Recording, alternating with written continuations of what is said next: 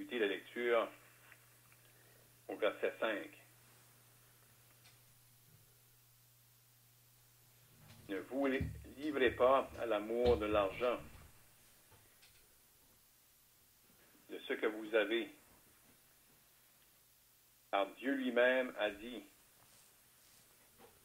je ne te délaisserai point et je ne t'abandonnerai point. C'est donc avec assurance que nous pouvons dire, le Seigneur est mon aide, je ne craindrai rien. Que peut me faire un homme? Souvenez-vous de vos conducteurs qui vous ont annoncé la parole de Dieu. Considérez quelle a été la fin de leur vie et imitez leur foi. Jésus-Christ est le même hier, aujourd'hui et éternellement. Ne vous laissez pas entraîner par des doctrines diverses et étrangères, car il est bon que le cœur soit affermi par la grâce, et non par des aliments qui n'ont servi à rien à ceux qui s'y sont attachés. Nous avons un autel dont ceux qui font le service au tabernacle n'ont pas le droit de manger.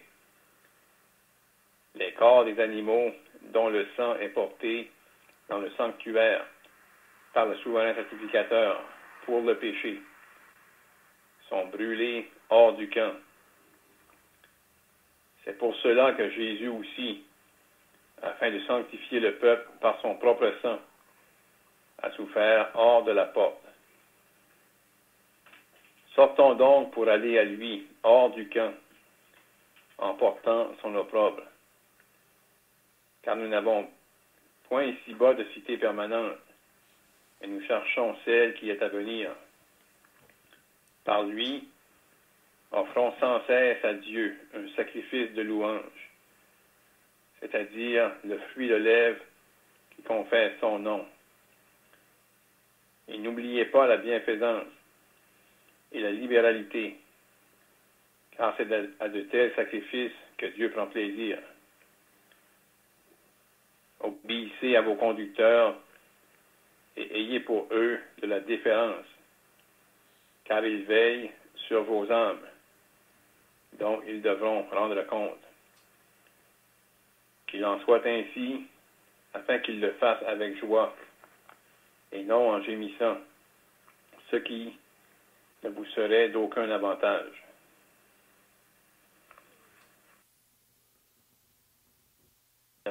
La lecture de ces Saintes Écritures. On avait touché la semaine dernière brièvement le verset 5, où on est exhorté à ne pas se livrer à l'amour de l'argent. Puis on a fait ressortir comment c'est un grand problème, c'est la racine de tous les maux, et comment, par l'amour de l'argent, on peut être éloigné du Seigneur. C'est intéressant de remarquer que à ce point-ci, on fait référence à les versets qui sont cités, en fait, la fin du verset 5, lorsque ça mentionne « Car Dieu lui-même a dit, je ne te délaisserai point et je ne t'abandonnerai point. » Ces paroles-là avaient été dites à Josué après la mort de Moïse. C'était juste avant qu'il entre en Canaan.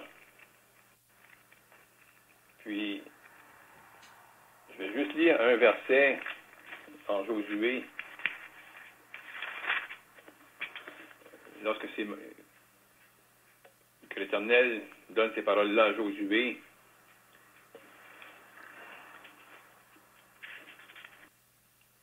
le verset 6 ça mentionne au Josué chapitre 1, « Fortifie-toi et prends courage, car c'est toi qui mettras ce peuple en possession du pays que j'ai juré à leur père de leur donner. » Donc, il y avait quelque chose devant eux, et Josué qui allait guider le peuple à entrer en Canaan et à prendre possession du pays. Là, ici, on est exhorté à ne pas se livrer à l'amour de l'argent. Donc, on peut voir là une possibilité. Puis là, il fait référence à comment l'Éternel, Dieu lui-même a dit, « Je ne te délaisserai point et je ne t'abandonnerai point. » Ces paroles-là ont été dites à Josué quand il y avait devant lui Canaan, ce pays qui avait été promis. Et il pouvait, là, entrer avec le peuple et en prendre possession. C'est lui qui allait faire en sorte que le peuple pourrait prendre possession du pays qui était devant eux. Donc ici, on a les croyants, les Hébreux. Puis, ils ont devant eux des promesses. Ils ont des choses dans lesquelles ils peuvent jouir. Mais ces choses-là qu'ils pourraient jouir sur la terre, en bénéficier puis les apprécier, l'amour de l'argent pourrait être un grand danger. Comme c'était soulevé la semaine dernière, l'argent en soi n'est pas un problème si c'est bien géré, si on est guidé par l'esprit. Mais l'amour de l'argent, de vouloir désirer avoir plus, ça c'est un grand danger. C'est intéressant que, comme on vient de mentionner, que la première parole était dite à Josué, puis ensuite, c'est une citation du psaume 118, verset 6. « Le Seigneur est mon aide, je ne craindrai rien. Que peut me faire un homme? » Apparemment que c'était une coutume parmi les Juifs qui avaient connu la délivrance, et les cantiques qu'on chantait, en particulier à la Pâque, lorsque le Seigneur a célébré la Pâque avec ses disciples, ça nous dit qu'ils ont chanté des cantiques. Le psaume 118 serait le dernier cantique. C'est le psaume 113 à 118 qui avait été chanté. Donc là, face à la terre promise, l'exhortation, et l'Éternel allait donner une promesse qu'elle allait prendre soin de Josué. Mais ces paroles-là qui sont ramenées pour les croyants. C'est le même Dieu. Là, ensuite, au verset 7, ça mentionne « Souvenez-vous de vos conducteurs qui vous ont annoncé la parole de Dieu. Considérez quelle a été la fin de leur vie et imitez leur foi. » Donc, c'est une parole d'encouragement pour persévérer. Ici, on pense comment Canaan, comme ça nous a toujours été dit, Canaan, c'est pas le ciel. C'est vraiment les bénédictions qu'on peut connaître, qu'on peut goûter sur la terre, qu'on peut jouir. Donc là, les croyants, ils étaient dans l'épreuve, ils en voyaient qu'ils s'étaient détournés, mais là, eux, ils s'encourageaient à persévérer, en regardant en avant. Comme on va voir au verset 8, Jésus-Christ est le même aujourd'hui, hier, aujourd'hui et éternellement. Donc, c'est une parole d'exhortation, d'encouragement à continuer. On ne va pas en dire beaucoup plus pour l'introduction. On veut laisser le temps, la participation, et on encourage les frères à poser des questions et faire des commentaires, et que ce soit encore, on pourrait être encouragé et fortifié par la parole de Dieu. Dans le livre du Deutéronome, au chapitre 31, là, ça nous dit les derniers conseils de Moïse adressés au peuple, à Josué et aux sacrificateurs. Là, ça parle du peuple d'Israël. Et puis au verset 6, là, on lit « Fortifiez-vous et ayez du courage. Ne craignez point et ne soyez point effrayés devant eux. Car l'Éternel, ton Dieu, marchera lui-même avec toi. Il ne te délaissera point, il ne t'abandonnera point. Donc, c'est clair que pour tous les sauvés, tous ceux qui ont cru au Seigneur Jésus et qui sont nés de nouveau, on a ce maître, ce sauveur qu'on peut se fier dessus. Et on peut s'adresser à lui comme à un père pour tous nos besoins. Que ce soit au point de vue de la santé, que ce soit au point de vue des choses matérielles. Il ne faut pas avoir peur de s'adresser au Seigneur Jésus, s'adresser à Dieu pour tous nos besoins.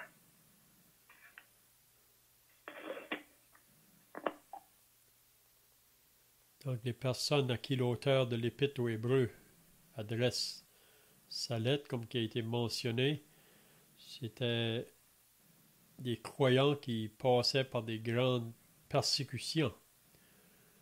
Même, on sait qu'il y en a au début de l'Église qui ont dû mourir pour leur foi.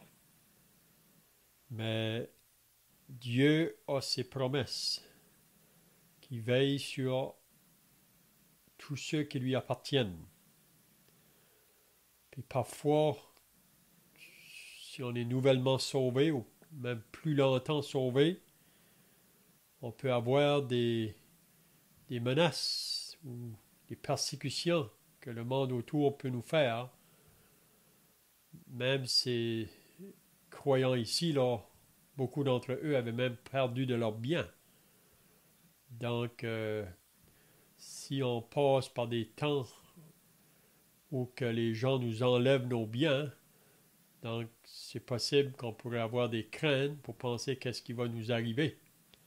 Mais les promesses que Dieu a faites, ce qu'on a déjà entendu là, concernant Josué et le peuple, ces mêmes promesses-là sont pour nous aujourd'hui.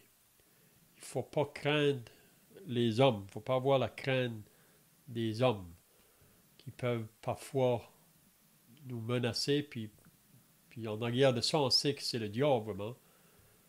Il veut essayer de nous faire peur, il veut essayer de nous faire reculer, même qu'il pourrait essayer de mettre des doutes dans nos pensées. Mais c'est pour ça que Jésus a dit à ses disciples, ne vous inquiétez pas de ce que vous aurez à manger, ni de ce que vous aurez pour vous vêtir. Il dit, regardez les oiseaux du ciel, ils ne sèment ni ne moissonnent, ils ne ramassent rien dans des greniers, mais votre Père céleste les nourrit. Donc, si votre Père nourrit les oiseaux, à combien plus forte raison il va prendre soin des siens. Donc, la vie chrétienne, vraiment, c'est aujourd'hui. Demain ne nous appartient pas. C'est pour ça qu'il a dit, cherchez premièrement la justice et le royaume de Dieu, et toutes les autres choses vont vous être données par-dessus. On n'a pas à s'inquiéter pour les autres choses. Si on met le Seigneur en premier dans notre vie, il va prendre soin des autres choses. Il va vraiment pourvoir à tous nos besoins. Donc, on n'a pas à avoir aucune inquiétude. Même comme le frère disait, Canaan, vraiment, c'est les bénédictions spirituelles que le Seigneur veut donner à ses enfants présentement. Puis vous savez, pour le peuple d'Israël, quand ils ont entré dans le pays promis, ils avaient à combattre les ennemis qui se trouvaient dans ce pays-là. Puis les ennemis pouvaient être un empêchement pour eux là, de conquérir le pays. Donc c'est pour ça qu'ils devaient combattre leurs ennemis. Donc la même chose aujourd'hui, nous avons 3 ennemis qui veulent essayer de nous voler ou nous enlever les bénédictions que Dieu veut nous donner présentement. C'est pour ça qu'il faut demander au Seigneur qu'il nous donne le discernement, la sagesse, pour pouvoir discerner quand l'ennemi vient, pour essayer de nous détourner de ces bénédictions-là qu'on peut avoir là.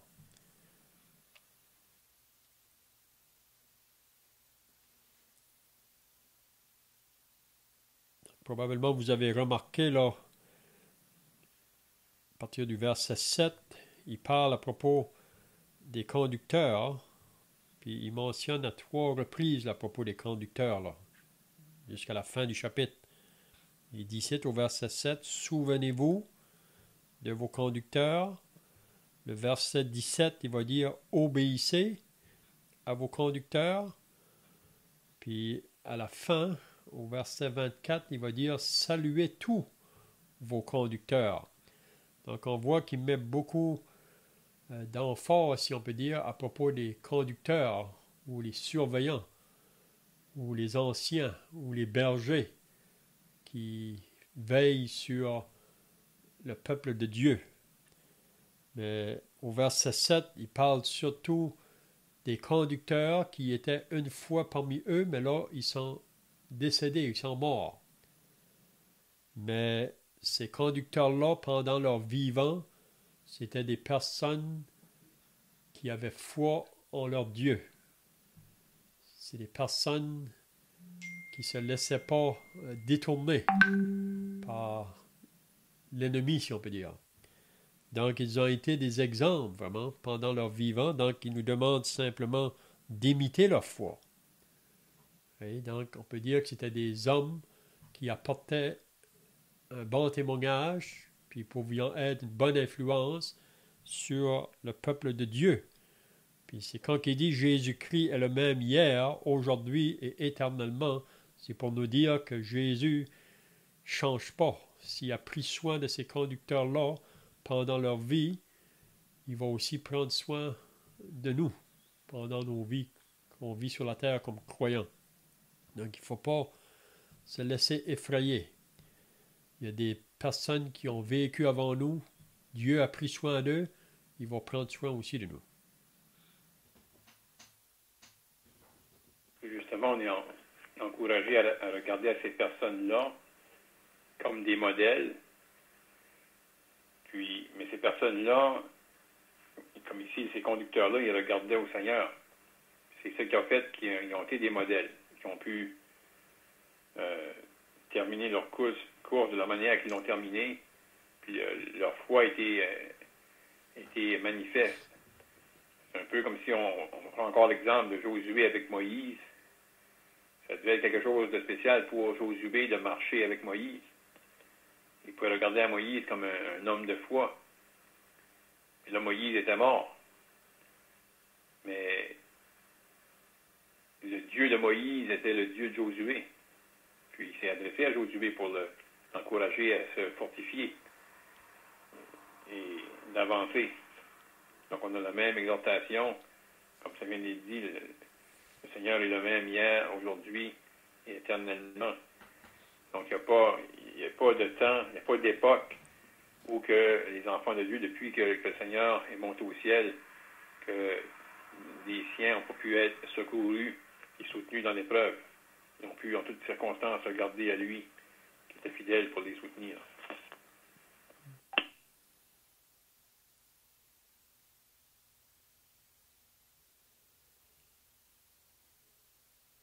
Donc, c'est comme je l'ai dit tout à l'heure, vraiment les conducteurs, ça nous parle vraiment des responsables que Dieu, par son esprit, a élevés dans chaque assemblée pour veiller sur le troupeau. On voit ça ailleurs dans les Actes des Apôtres, c'est mentionné à propos des anciens ou des surveillants.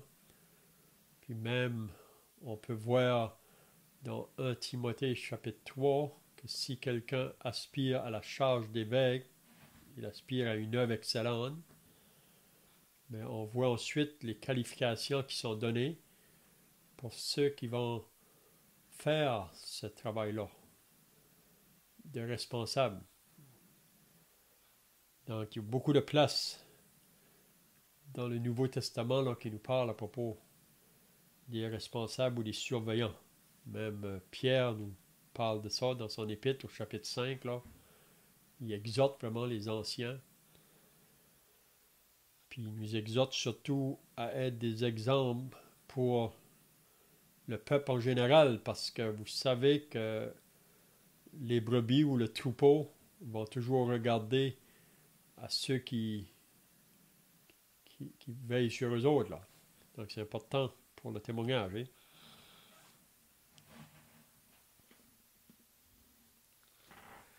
Donc, qu'est-ce qu'il veut dire au verset 9 ici? Ne vous laissez pas entraîner par des doctrines diverses et étrangères, car il est bon que le cœur soit affermi par la grâce et non par des aliments qui n'ont servi de rien à ceux qui y sont attachés. Donc, qu'est-ce que l'auteur de l'Épître aux Hébreux veut nous dire ici, là? De ne pas se laisser entraîner par des doctrines diverses.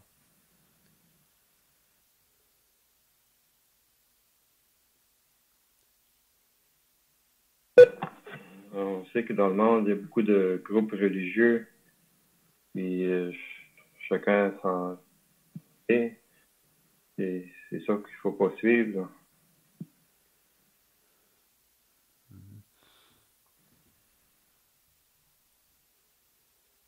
Pour ces croyants que l'auteur a écrit ici de l'Épître aux Hébreux, là, le danger c'était de retourner dans le judaïsme ou sous le terrain de la loi. Si vous vous rappelez dans l'Épître aux Galates, c'est la raison pourquoi que Paul a écrit son Épître aux Galates, parce qu'après qu'il avait été dans la Galatie, là, pendant son voyage missionnaire, plusieurs personnes ont été sauvées dans la Galatie. Même il y avait plusieurs assemblées qui se trouvaient dans la Galatie.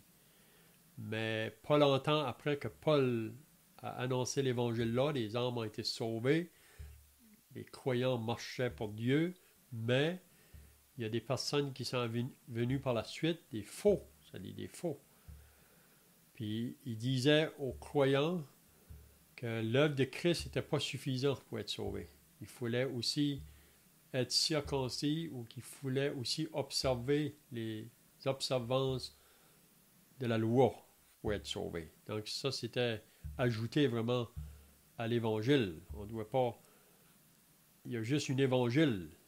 Le moment qu'on dit que l'œuvre de Christ n'est pas suffisante, ça veut dire ça, c'est d'annoncer un autre Évangile.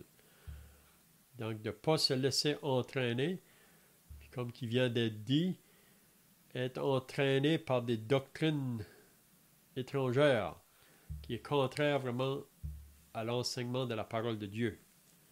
Puis on sait, comme qui a été dit, qu'il y a beaucoup de sectes religieuses aujourd'hui, même les religions qui nous entourent, ils vont enseigner des choses qui ne sont pas conformes à la parole de Dieu. C'est soit qui enlèvent ou qui ajoutent à la parole de Dieu. Puis on sait que les faux docteurs, c'est ça que Pierre nous dit dans sa deuxième épître, là, au chapitre 2, en parlant des faux docteurs. Les faux docteurs, c'est des personnes qui ont une connaissance de la parole, mais qui ajoutent ou qui enlèvent parce que ces hommes-là, leurs intérêts, vraiment, ce n'est pas les intérêts de Dieu. C'est les intérêts à eux et leur propre désir. Puis ils utilisent même la parole de Dieu dans le but de la cupidité et pour l'argent. Donc on peut voir ça aujourd'hui autour de nous. Donc le peuple de Dieu ne doit pas se laisser entraîner par les doctrines qui sont contraires à la parole.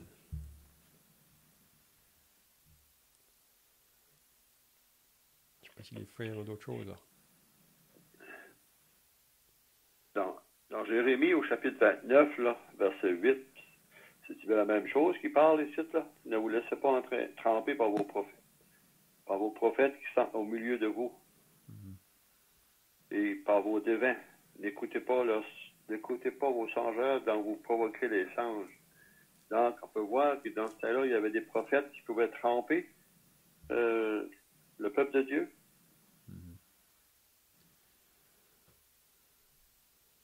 C'est ça, c'est la même chose aujourd'hui.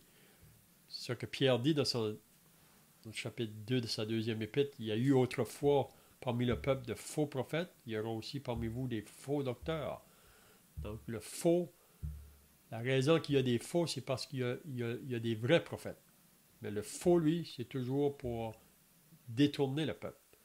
Et il prétend de parler de la part de Dieu, mais vraiment, il n'est pas un envoyé de Dieu.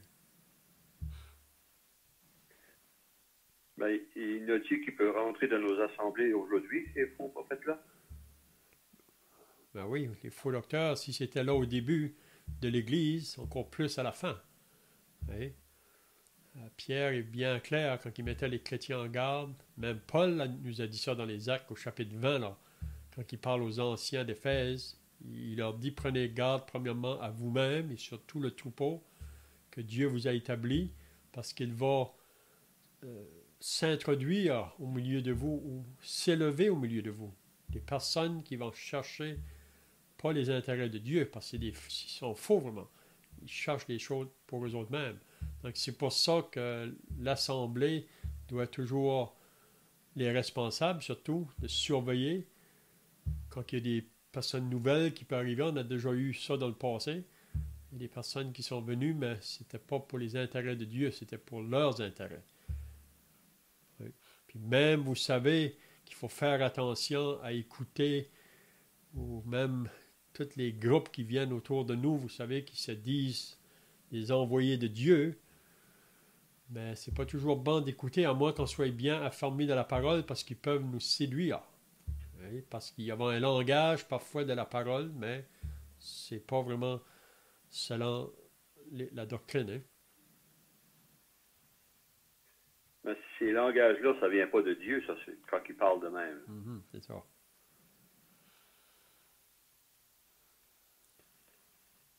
C'est comme ça vient d'être dit, ces personnes-là, faut être affermi lorsqu'on rencontre ces personnes-là. Si on prend par exemple, moi je me rappelle, plus jeune sauvé, d'avoir été en contact avec les Mormons. Mais les Mormons, quand ils s'affichent, vraiment ils s'affichent comme les comment ils disent ça, là,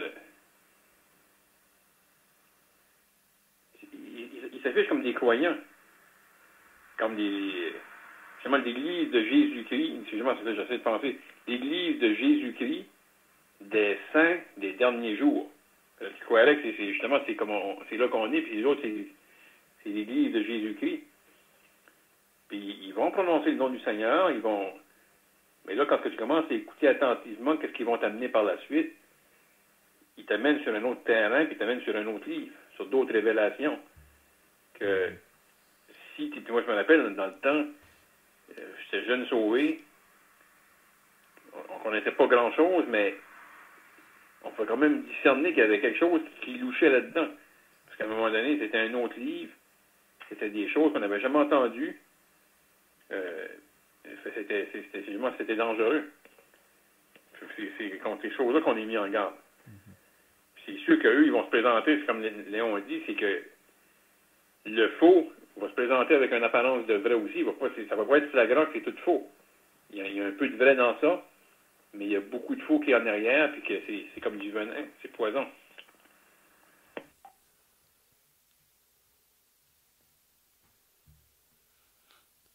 C'est comme un danger que ces personnes-là se présenteraient dans les assemblées pour paraître bien ou quelque chose de même, pour même nous enseigner si on ne les connaît pas. C'est pour ça qu'il faut être affermi dans la parole. C'est pour ça l'importance de la lecture de la parole. Chaque croyant doit avoir ce désir-là de lire la parole, parce que c'est toujours la parole qui va nous donner le discernement face aux choses que ces personnes-là nous apportent. Si on lit dans 1 Jean chapitre 2, il nous parle à propos des antichrists, vraiment. Je vais juste vous lire qu'est-ce qu'il dit là.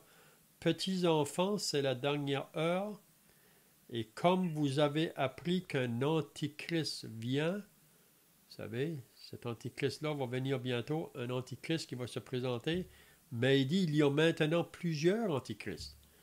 Par là, nous connaissons que c'est la dernière heure.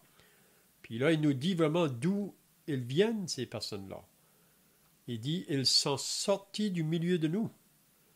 Donc, c'était des personnes qui étaient au milieu du peuple de Dieu, parmi les assemblées de Dieu, au début. Mais ils sont sortis, puis aujourd'hui, toutes les sources d'erreur qui s'élèvent, qui s'est élevé depuis le début de l'Église, vraiment, ça vient tout de ces personnages-là qui sont sortis, là. Puis soit ajouté à la parole ou enlevé. Puis vous allez remarquer que toutes les sectes religieuses qui se tournent autour de nous, même les religions qui se trouvent dans le monde, il y a toujours un autre livre. C'est comme si que la parole de Dieu n'est pas suffisante, hein, parce qu'ils croient qu'il y a toujours d'autres révélations à venir. Puis comme le frère parlait tout à l'heure concernant les moments, ils ont un livre, le livre des moments. Même qu'il y a un autre livre, là, la Perle de Grand Prix, je pense, qui est associé. Puis pour eux autres, le livre des moments est aussi inspiré. Ils disent aussi que la Bible est inspirée. Mais ils vont toujours aller chercher leurs derniers mots dans le livre des moments. Plutôt de dire que la Bible est vraie, puis le livre des moments est faux. Et parce que si vous lisez le livre des moments, je l'ai lu déjà dans plusieurs années passées, il y a deux choses que j'ai remarquées dans le livre des moments. C'est pour ça qu'on disait tout à l'heure, le faux, là, quand il vient, c'est vraiment subtil, son affaire. C'est proche au vrai, mais c'est faux. Ils disent dans le livre des moments que Jésus est né à Jérusalem, tandis que la Bible nous dit qu'il est né à Bethléem. Hein? Donc ça paraît bien à la surface, mais Jésus est né à Bethléem.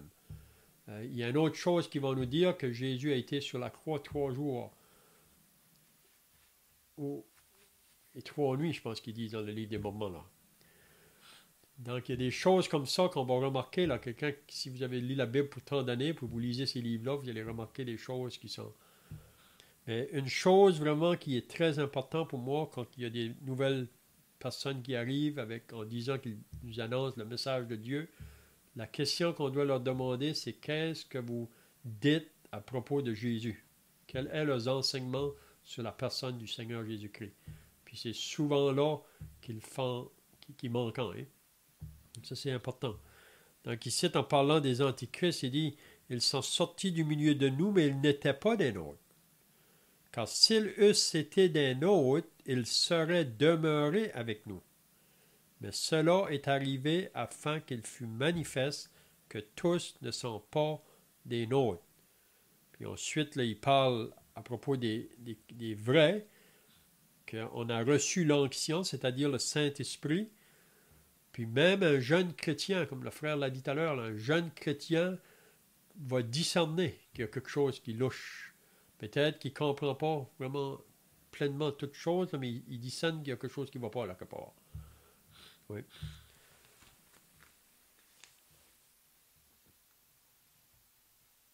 Le diable peut se servir de ça, pareil, pour attaquer ou nous prendre par ruse. Parce que ces personnes-là, ils savent parler aussi. Ces personnes peuvent être instruites et savent parler pour le danger pour l'Assemblée, pareil. Là.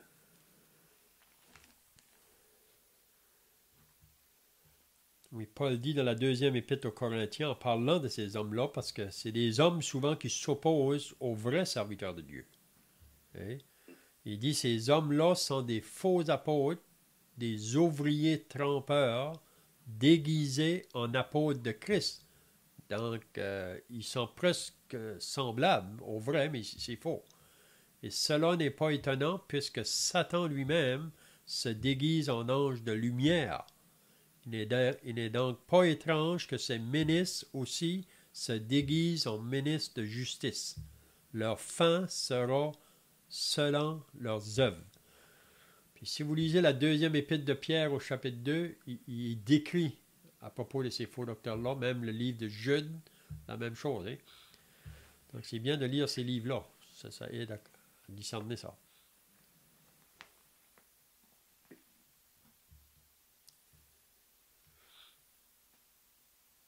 Mais comme il dit, c'était dans 2 Pierre, chapitre 2, verset 2, plusieurs les suivra dans leur dissolution.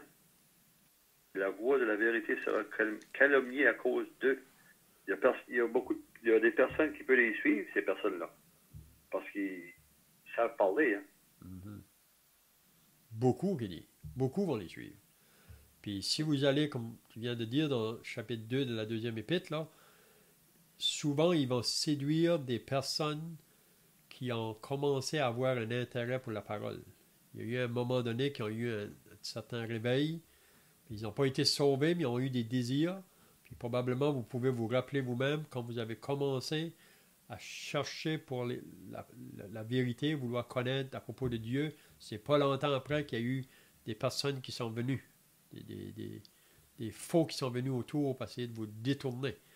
Souvent, ils détournent des personnes comme ça ils viennent juste à peine, ça dit là, d'être délivrés un peu, ils commencent à voir vraiment un peu la vérité, mais ils ne sont pas encore nés de nouveau, puis ils sont souvent entraînés par ces groupes-là autour.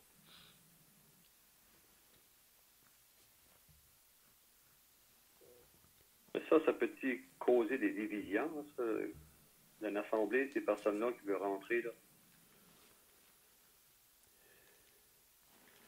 Oui, il nous dit ça dans Romains chapitre 16, hein? C'est ça qu'il dit. Romains chapitre 16, en parlant de ces personnes-là. Puis souvent, ils viennent pour séduire souvent les saints, peut-être. Il dit au verset 17 du chapitre 16 de Romains, il dit « Je vous exhorte, frères, à prendre garde à ceux qui causent des divisions et des scandales au préjudice de l'enseignement que vous avez reçu. Éloignez-vous d'eux, car de tels hommes ne servent point à Christ notre Seigneur, mais leur propre ventre, et parlent des paroles douces et flatteuses. » C'est comme ça qu'ils séduisent beaucoup de gens. Ils séduisent les cœurs des simples. Hein? Donc, il faut vraiment être réveillé parce que, comme je dis, si ils étaient là au début de l'Église, encore plus à la fin de l'Église. Parce que ces personnes-là peuvent venir, pareil, pour, comme tu as dit tantôt, des gains. Pour leur propre intérêt, quelque chose de même. Là. Quand ils viennent dans les assemblées. C'est dangereux de discerner, pour pouvoir discerner ces personnes-là.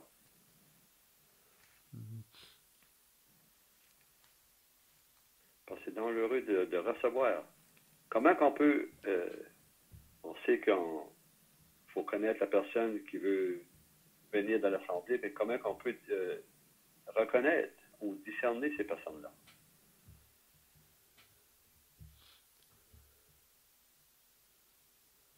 Peut-être des frères ont dépensé là.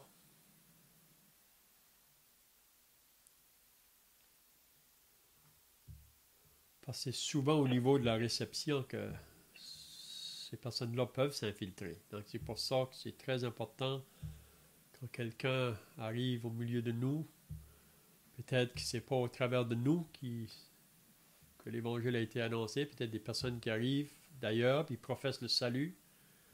Puis c'est là que le moment qu'ils veulent être reçus, ou même souvent c'est quand ces gens-là, mais parfois ils professent le salut, même qu'ils disent qu'ils ont été baptisés.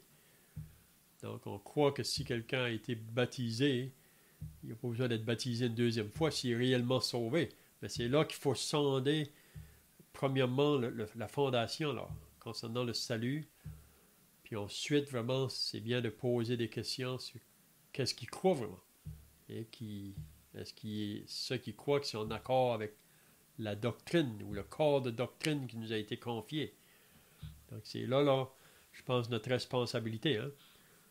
Puis on va manquer, hein? Parce que ça arrivait au début, donc ça va arriver encore aujourd'hui. Donc on a besoin de prier pour moi le Seigneur pour qu'il donne le discernement aux responsables de chaque assemblée pour pouvoir discerner ça. Parce que si ça s'infiltre, c'est comme qui vient d'être dit, ça va amener de la division, puis ça va amener aussi une vie d'impiété, là. Une vie qui n'est pas attachée à Dieu. Le moment qu'il y a de la fausse doctrine qui s'infiltre, ça amène une vie de désordre. Là. Même l'assemblée va venir dans le désordre. Les frères ont d'autres choses à ajouter, là.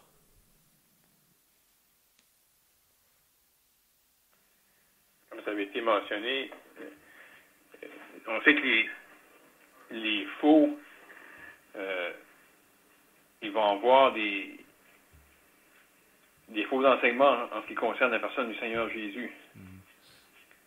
Donc, si on questionne ces personnes-là qui viennent, qui professent le salut, vraiment savoir qu'est-ce qu'ils pensent ou qu'est-ce qu'ils croient à propos de la personne du Seigneur Jésus-Christ, c'est quelque chose d'important.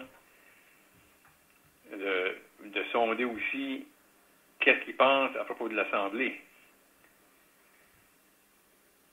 Puis le fonctionnement de l'Assemblée. Qu'est-ce qu'ils pensent du rôle des anciens dans l'Assemblée. Puis, parce qu'on sait qu'il y a des personnes qui, finalement, dans le fin fond, ils vont mépriser le Seigneur, ils vont mépriser l'Assemblée, puis ils vont mépriser le fonctionnement de l'Assemblée. Puis dans leur enseignement, ça peut être subtil, mais dans le fin fond, ça attire les personnes à eux, mais pas au Seigneur. Puis possiblement, une chose qu'on pourrait voir, qui pourrait être un danger, en principe, quelqu'un qui vient à l'Assemblée, puis qui veut être dans l'Assemblée, aussitôt qu'il va voir qu'il y a si on peut dire, un gouvernement dans l'Assemblée, il va chercher à être en contact avec ces personnes-là, avec les anciens. Parce que il y a quelqu'un qui est là, qui gouverne sur l'Assemblée, qui prend soin de l'Assemblée, qui surveille.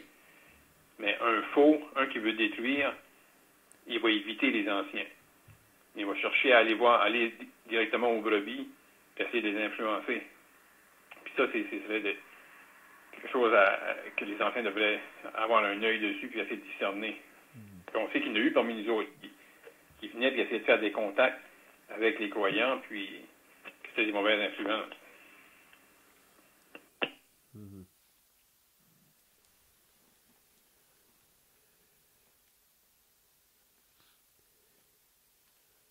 C'est un peu ce que Jésus dit dans Jean chapitre 10, là, quand il donne...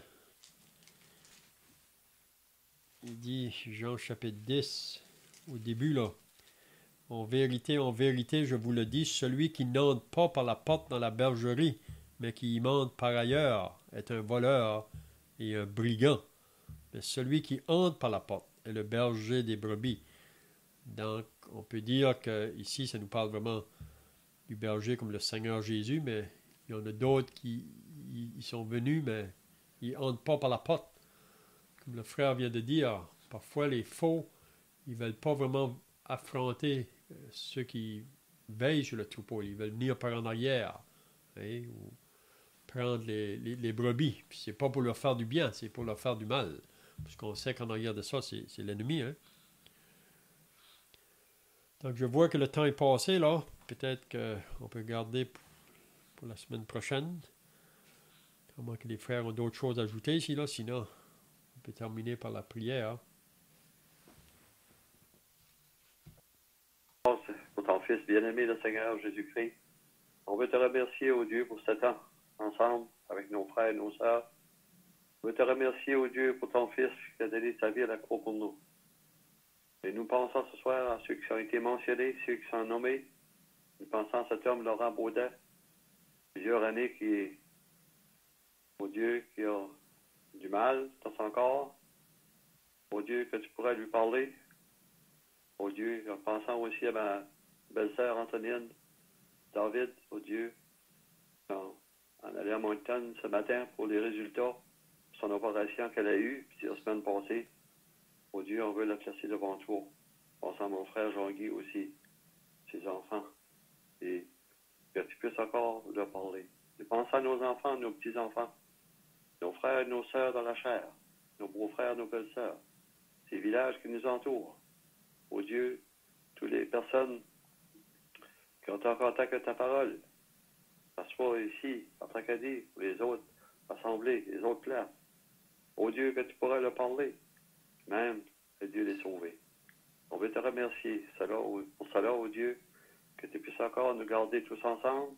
Nous pensons aussi à nos frères en Afrique, nos frères et nos sœurs en Afrique.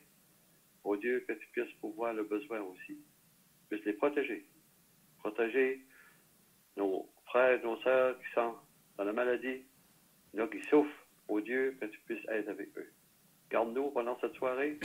Que tu puisses nous garder tous ensemble. Au nom du Seigneur Jésus-Christ. Amen. Amen.